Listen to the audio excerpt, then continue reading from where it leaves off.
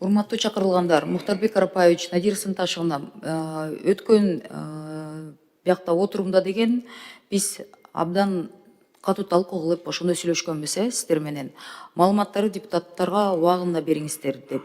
Эми өзүңөрдүн мындай кемчиликтер кетип атканын баарыңыздар эле моюнуңуздарга алат болуш керексиздер.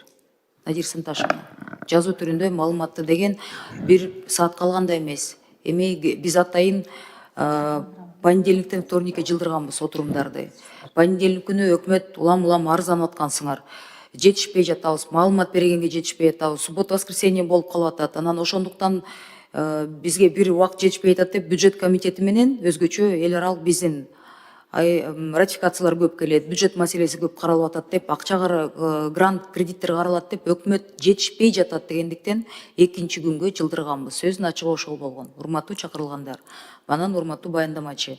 Жылдыргандан кийин дагы эле жарым саат калганда жетишпей жатып туруп, кечөө жетишпей бүгүн келип маалыматтарды берип атасыңар. Бул жагы мен ойлойм туура эмес деп. Айтып кете турган нерсе, комитеттин алкагында жумушчу топ түзүлдү, рабочая группа. Өкмөткө, премьер-министрге биз катты жөнөттүк. 2 рабочий группа түзүлүп атат да, жумушчу топ. Ошол жумушчу топ бирөөсү деген билим агартуу, билим берүү жаатындагы берилген кредит гранттарды, акыркы 3 жылда берилген каражаттарды, маалыматты сурадык. Ошону даярдаңыздар, кат силерге түшөт, батыраак даярдаңыздар, биз күтөбүз. Ошол маалыматтар келгенден кийин биякта комитеттин алкагында жумушчу топ энергетика жана билим берүү жаатына деген түзүлүп, комитеттин мүчөлөрүнүн.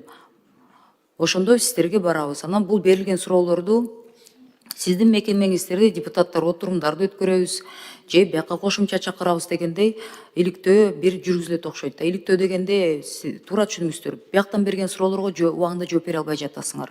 Бул каражат маселеси. Добуш берген депутаттар биз баары бир моралдык болсо деле жоопкерчиликти көтөрөбүз да, ошону түшүнөсүздөр да. Эртеңки күнү, бирсү күнү 2020-жылы түзүлгөн долбоордо деген бүгүнкү күнгө чейин бала бакчалардын тизмесин бере албайбыз деген бир чети акыркы 5 жылдан ковидтен кийинки убакыт болсун, аны деле эске алганда 2-3 жылда деген неужели мамлекетте тизме жок? Неужели билим берүү, билим агартуу министрлигинде, социалдык жаатты бизде эми азыр жаңы вице-премьер келди, бирок буга чейин туруктуу канча жыл иштеген ошол жетекчиде тизмеси бар болуш керек да. Өзгөчө макул жетекчилериңер өзгөрүлүп атат, министрлер кетип атат, премьер орун басарлар кетип атат. Бирок ал жакта иштеген урматтуу айымдар, силер жылдап отурасыңар да. Бул маалымат бар да.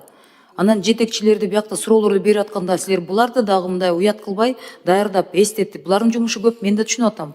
Бирок убагында эстетип, бул депутат талап кылды эле.